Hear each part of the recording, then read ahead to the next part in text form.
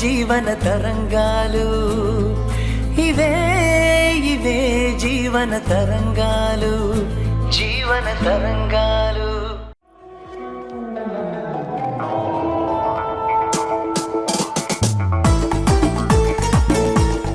నీ కాలు నూనె మీద పడాలి, నడ్డి విరిగి మంచం పట్టాలి. నా చేతులతో నీకు చిప్పకూడు పెట్టాలి. అప్పుడు గాని నా కోపం చల్లారదు.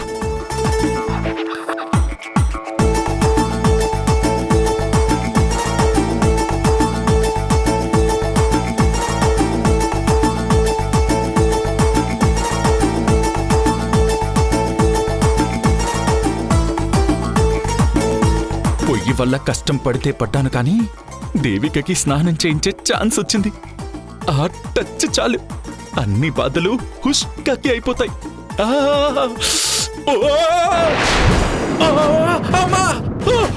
అయ్యో ఏమైంది?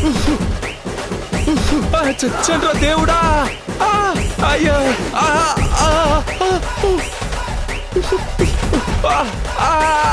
అయ్యో, ఎలా కింద పడ్డారు కళ్యాణ్? కాలు జారి పడ్డాను.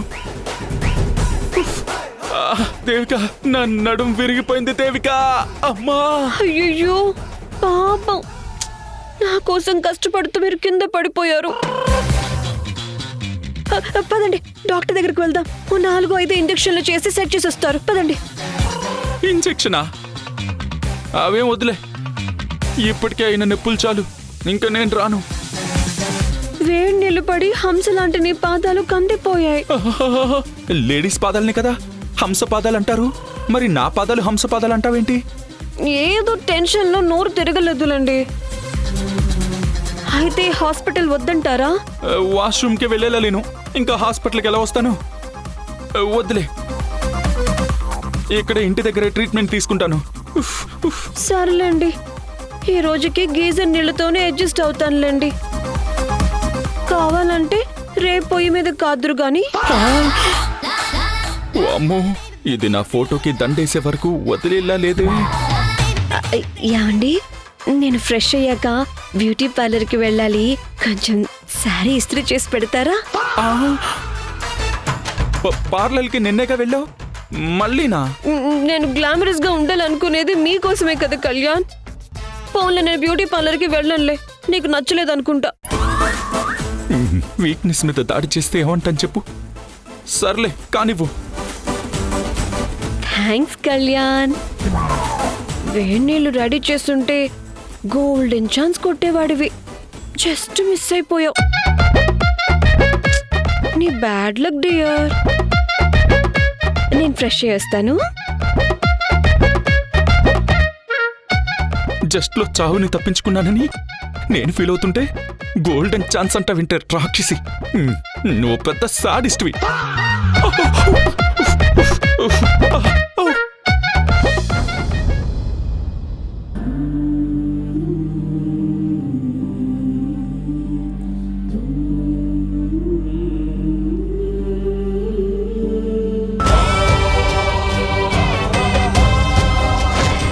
పోరా బయటికి.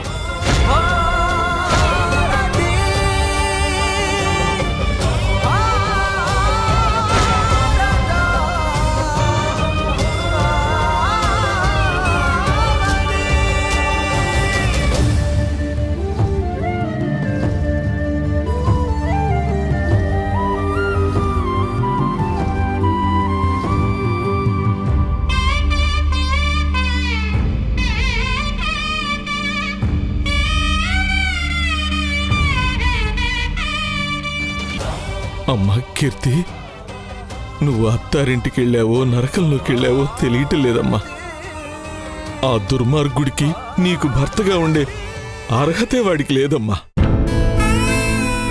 మహాలక్ష్మి లాంటి నువ్వు ఆ మూర్ఖుణ్ణి పెళ్లి చేసుకుని సరిదిద్దుకోలేని తప్పు చేశావమ్మా. వాడు నా మీద ప్రతీకారం తీర్చుకోవడం కోసమే వాడు నిన్ను పెళ్లి చేసుకోనుంటాడని నా అనుమానం. అలాంటి వాణ్ణి నీకిచ్చి దగ్గరుండి దేవిక ఎలా పెళ్లి చేసిందో నాకు అర్థం కావట్లేదమ్మా. కుక్కతోక వంకర అని అందరూ అన్నట్టుగా నీ పట్ల వాడి ప్రవర్తన కూడా దుర్మార్గంగా ఉందన్నది అంతే నిజమమ్మా.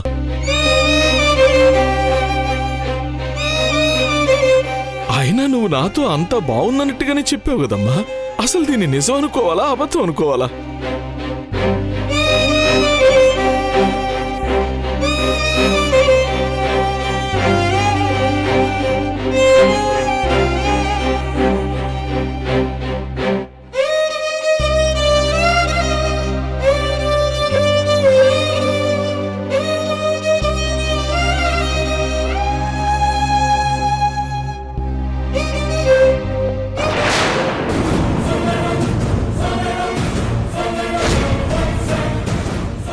మీ అమ్మ పడే కష్టాన్ని చూడలేక నీ కష్టార్జితాన్నిచ్చి పంపించావు.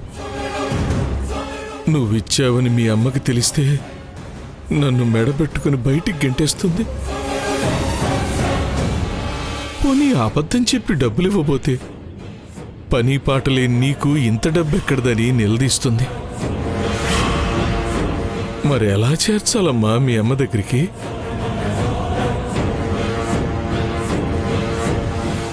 నాన్న చేతిలో ఇంత డబ్బుందేంటి? కాస్త ఆలోచించి నిర్ణయం తీసుకున్నాకే ఈ డబ్బు గురించి ఆలోచించాలి.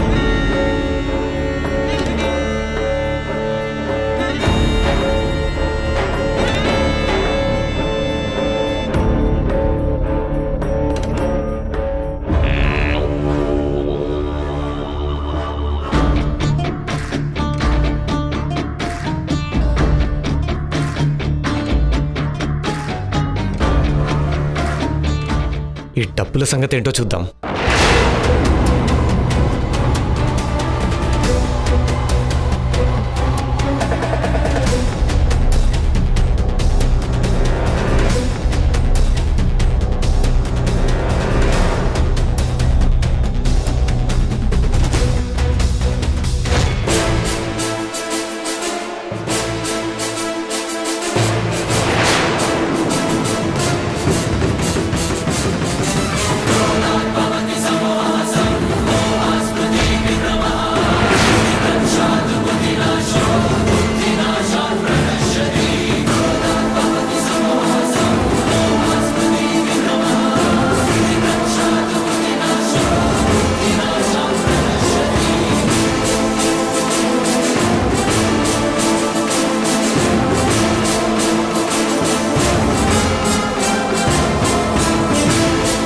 ఈ డబ్బు ఈ మహానుభావుడి చెట్టు చూస్తుంటే ఈ డబ్బులు దొంగతనం చేసి తెచ్చినట్టున్నాడు. కీర్తి ఉన్నప్పుడైతే తనే ఖర్చులకు డబ్బులు ఇచ్చేది. ఇప్పుడు తను లేదు కాబట్టి దొంగతనం చేసినట్టున్నాడు. వీడెవడో బాగా కష్టపడి తెచ్చినట్టున్నాడు. చెమట కప్పు గట్టిగా వస్తుంది.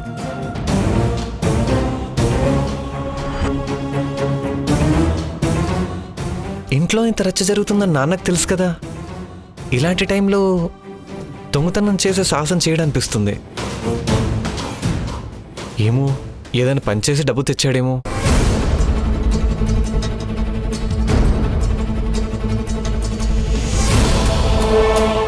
ఈ డబ్బు కనపడకుండా చేస్తే అప్పుడు తండ్రి గారి బండారం బయటపడుతుంది.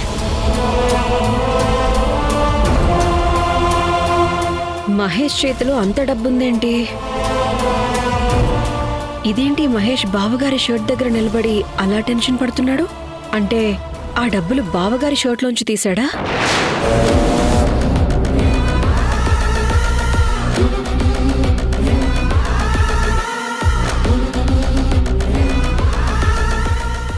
మై గాడ్, మహేష్ బావగారి డబ్బులు దొంగతనం చేశాడా? ఇంతకు తెగిస్తాడనుకోలేదు.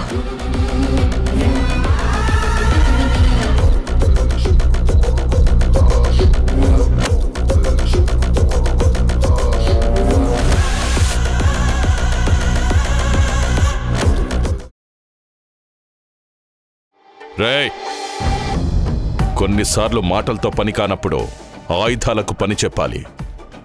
అప్పుడు గాని మన మాట వినరు. ఆ ఆఫీసర్కి చెప్పు, లంచం తీసుకొని ఫైల్ మీద సైన్ చేస్తే సరే సరి, లేకపోతే యాక్సిడెంట్లో పోతాడు అని చెప్పు. అర్థమైందా?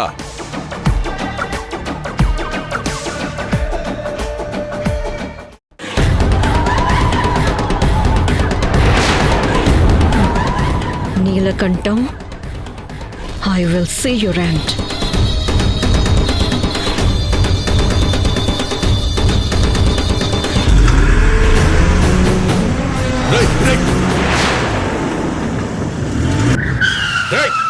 ఎవడ్రా దిగో.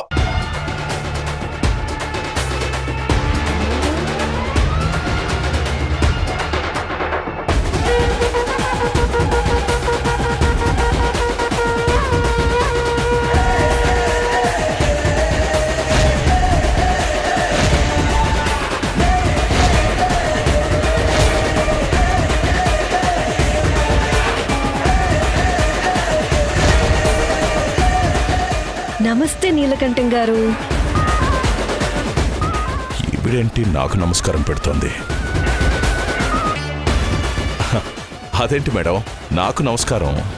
భలే వారండి మీరు. నాకన్నా అన్నింట్లోనూ పెద్దవారు. మీకు నమస్కారం పెట్టడం సంస్కారం కదండి. ఆ, అవును అవును. ఎలా ఉన్నారు మేడం? మీ ఇంట్లో వాళ్ళందరూ కులాసేగా? నాతో పాటు అంతా బాగున్నారు. మీరేంటి పెన్షన్ తీసుకునే ఏజ్లో ఇలా రోడ్డు మీద అడ్డంగా నిలబడ్డారు? ఇందాక నేను కాబట్టి మిమ్మల్ని గుద్దుకుండా ఆపాను. అదే వేరే వాళ్ళైతే ఈ పాటికి కీర్తిశేషులు అయి ఉండేవాళ్ళు. ఒక ఇంపార్టెంట్ కాల్ మాట్లాడుతూ చూసుకోలేదు మేడం. పోన్లేండి, యాక్సిడెంట్ కాకుండా ఆపినందుకు థ్యాంక్స్. కళ్యాణ్ చెప్పింది నిజమే. ఈవిడ మాట తీరు, కట్టు, బొట్టు, ప్రవర్తన అన్నీ మార్చేసింది. కేర్ఫుల్గా ఉండాలి కొంచెం. కేసులో మీకు క్లీన్ చిట్ వచ్చే వరకు ఎలా సర్వైవ్ అవుతున్నారో నాకు తెలీదు. హెల్ప్ చేస్తానంటే మాత్రం మీరు ఒప్పుకోవట్లేదు. మీ మంచి మనసుకి హ్యాట్స్ ఆఫ్ నీలకంఠం గారు. కానీ సింహం ఆకలేస్తే గడ్డి తినటం ఎప్పుడైనా చూసారా? నేను అంతే, సేమ్ టు సేమ్. ఎలా సర్వైవ్ అవ్వాలో, ఎలా పడిపోకుండా నిలబడాలో నాకు బాగా తెలుసని మీకు బాగా తెలుసు. అయినా నా మంచి కోరే మీలాంటి వాళ్ళు నాకు సపోర్ట్గా ఉంటే నాకేం కాదు. నేను కష్టాల్లో ఉన్నప్పుడు ఆదుకోవాలనొచ్చారు. కానీ నేనే అప్పుడు మిమ్మల్ని అపార్థం చేసుకొని అనుమానించి అవమానించేలా మాట్లాడాను. నా జీవితంలో చేసిన తప్పేదైనా ఉందంటే అప్పుడు మీ మాట వినకపోవడమే. దేవిక నన్ను పొగుడుతుందా లేదంటే ఇండైరెక్ట్ గా దెప్పుతుందా అర్థం కావట్లేదే. నా శ్రేయోభిలాషిగా మీతో ఒక మాట షేర్ చేసుకోవాలనిపిస్తుంది. చెప్పండి మేడం. నన్ను పోలీస్ స్టేషన్లో జైల్లో పెట్టించిన వాడిని మాత్రం వదిలిపెట్టను. అతి త్వరలోనే చిప్పకూడు తినేలా చెయ్యబోతున్నాను. ఆ సీన్ చూడడానికి రెడీగా ఉండండి. బాయ్.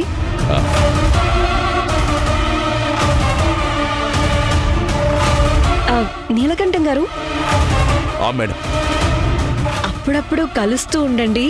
మళ్ళీ మిమ్మల్ని కలవాలంటే పోలీస్ స్టేషన్లోనే. పోలీస్ స్టేషన్లో నన్ను కలవడం ఏంటి? ఏంటి నన్ను భయపెట్టాలని అలా చెప్తున్నారా? సారీ, మీరు పోలీస్ స్టేషన్లో ఉంటారని కాదండి. నా కేసు ఇంకా క్లోజ్ అవ్వలేదు కదా. ఆ విషయంలో నేను పోలీస్ స్టేషన్లో ఉంటే పరామర్శించడానికి నా శ్రేయోభిలాషిగా మీరు కలవడానికి వస్తారు కదా అని నా ఉద్దేశం. వస్తానండి.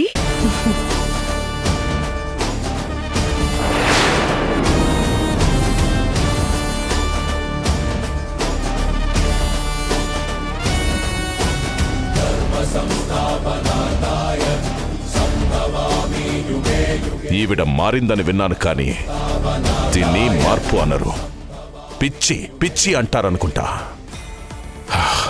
పిచ్చోళ్లతో జాగ్రత్తగా ఉండడం చాలా అవసరం.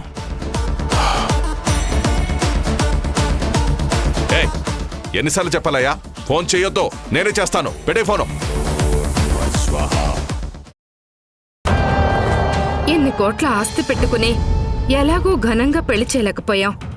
కనీసం బంధువుల్ని పిలిచి రిసెప్షన్ ఫంక్షన్ చేద్దామన్నా కీర్తి వద్దంటుందండి. నలుగురికి ఈ విషయం తెలిస్తే ఏమనుకుంటారోనని దిగులుగా ఉందండి. నీ కొడుకు చేసిన పనికి నలుగురు ఏమీ అనుకోవటం కాదే, నన్ను చూసి పక్కపక్క నవ్వుతున్నారు. అవమానించిన అమ్మాయిని పెళ్లి చేసుకున్న దద్దమ్మ అంటున్నారు. ఈ అడ్డగాడిది చేసిన పనికి నేను తలెత్తుకోలేకుండా ఉన్నాను. కర్మ, ఏం చేస్తాం? కన్నాం కదా, అనుభవించక తప్పదు. హలో, మీ పరువు నిలబెట్టాడు. ఏం వచ్చాడేంటి, ఏం ప్లాన్ చేసి వచ్చాడో ఏంటో. మీ వాడు మంచి పని చేశాడు రఘురామ్. మాట పడేవాడికి నొప్పి తెలుస్తుందండి. మీకేం ఎన్నైనా చెప్తారు. రఘురామ్, నీ కొడుకు పెళ్లిని నువ్వు నెగిటివ్ యాంగిల్లో చూస్తున్నావు. చేసుకున్నదే దిక్కుమాలిన సంబంధం, దాన్ని నెగిటివ్ యాంగిల్లో కాకుండా పాజిటివ్గా ఎలా చూడమంటారు? మీకు కూడా కొడుకుంటే వాడు కూడా ఇలా చేసుంటే మీకు తెలిసి వచ్చేది. నా కొడుకే అలాంటి పని చేసుంటే హ్యాపీగా ఫీల్ అయ్యేవాణ్ణి. ఎందుకంటే కీర్తి లాంటి మహాలక్ష్మి కోడలిగా ఇంటికి రావడమే కాకుండా పైసా ఖర్చు కూడా అయ్యుండేది కాదు. ఆ లెక్కన ఎన్ని కోట్లు మిగులుతాయో నువ్వే ఆలోచించు. కోట్లు మిగలడం ఎవరికి కావాలండి? నలుగురిలో మర్యాద నిలబెట్టే కొడుకు కావాలి గాని. లోకులు కాకులు రఘురామ్, వాళ్ళు ఏదో ఒకటి వాగడం వాళ్ళ హక్కు. అవన్నీ పట్టించుకోకు. చూడమ్మా, మీ కోడలు వద్దన్ననో మీ ఆయన వద్దన్నాడనో ఫంక్షన్ చేయడం మానకండి. మరి ఫంక్షన్ చేసి నవ్వులు పాలు కామంటారా? చూడు రఘురామ్, మనం ఎంత బ్యాడ్ అయితే మన బ్రాండ్ వాల్యూ అంత పెరిగిపోతుంది. ఇప్పుడు అదే ట్రెండ్. అయినా నువ్వు పిసినారివయ్యా. ఎక్కడ డబ్బులు ఖర్చు పెట్టాల్సి వస్తుందోనని ఫంక్షన్ వద్దనే రకం. అందుకే ఈ ఫంక్షన్కి అయ్యే ఖర్చు నేనే స్పాన్సర్ చేస్తాను. ఫంక్షన్ మాత్రం టాక్ ఆఫ్ ది టౌన్ అవ్వాలి. నీలకంఠం ఇంత అత్యుత్సాహం చూపిస్తున్నాడంటే తప్పకుండా ఏదో పెద్ద ప్లానే వేసుంటాడు. ఆలోచిస్తారేంటండి, ఒప్పుకోండి. నేను కూడా అదే ఫంక్షన్లో కొత్త జంటతో సత్యనారాయణ వ్రతం చేయిద్దామని అనుకుంటున్నాను. శుభం, మరీ మంచిది. రఘురామ్, ఇంకేం ఆలోచించకుండా నువ్వు సైలెంట్గా ఉండు. అన్నీ అవే జరిగిపోతాయి. సరే రఘురామ్, నిన్ను మాట్లాడించి వెళ్దామని వస్తే నా చేత్తో ఒక మంచి కార్యక్రమానికి పునాది పడేలా చేశావు. సంతోషం. వెళ్ళొస్తానమ్మా.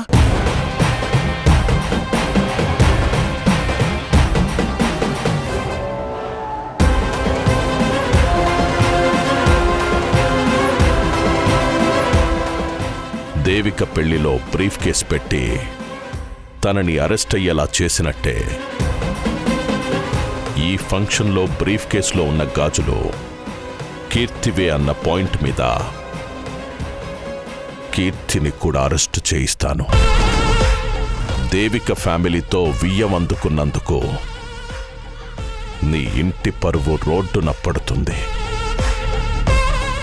అప్పుడు నీ కోడల్ని బయటికి తేవడానికి నా కాళ్ల మీద పడతావు. అప్పుడు నేను చెప్పినట్టు చచ్చినట్టు వింటావు. నీ జుట్టు నా చేతిలో ఉంటుంది.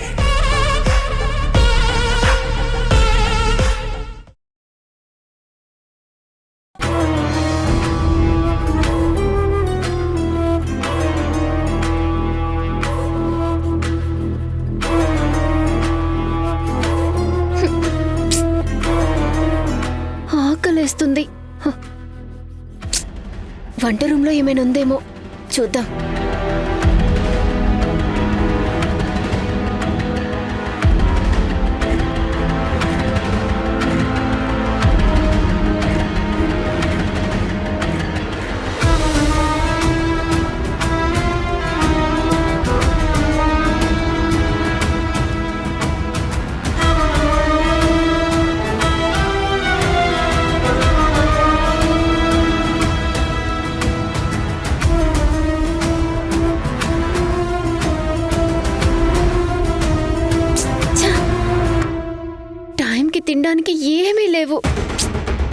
తినకపోతే నా హెల్త్ పాడవుతుందని డాక్టర్ చెప్పారు.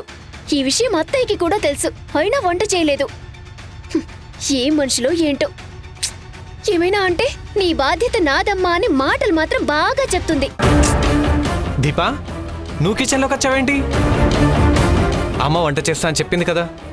మహానుభావ, ఇక్కడ చేయడానికి ఇదిగో ఈ ఉప్మా నూక తప్ప వంటకి సంబంధించిన సామాన్లన్నీ అయిపోయాయి. అవునా? అందుకేనా ఇందాక అమ్మ మార్కెట్కి వెళ్తా అంది.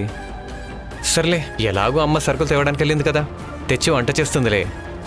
స్వామి, అప్పటి వరకు గ్యాస్ట్రిక్ ప్రాబ్లం వచ్చినా ఆకలైనా నేను తట్టుకోగలను, కానీ నా కడుపులో ఉన్న బిడ్డ తట్టుకోలేదుగా.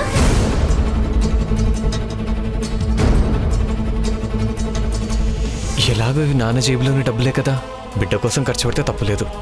నాన్నకు అవసరమైతే ఎలాగో అలా అడ్జస్ట్ చేసి పెడతాను. దీపా, రవ్వుందన్నావు కదా, పక్క షాప్కి వెళ్ళి జీడిపప్పు డ్రై ఫ్రూట్స్ తెస్తాను. ఉప్మా చేసుకొని తిందు గాని, సరేనా? ఏదో ఒకటి తొందరగా ఏడవండి. సరే.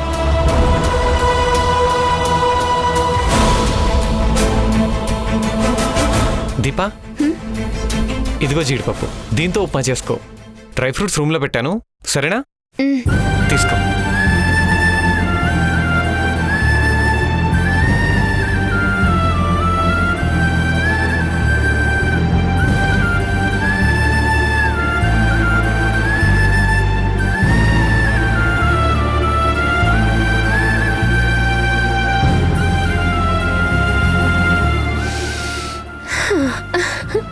బుజ్జి, నీకోసం జీడిపప్పు ఉప్మా చేశాన్రా. నేను బాగా తింటాను, నువ్వు కూడా బాగా తినాలి, సరేనా?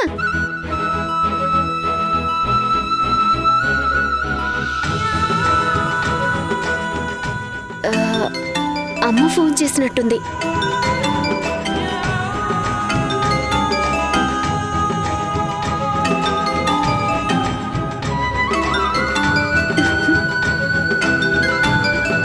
అమ్మా, ఎలా ఉన్నావు?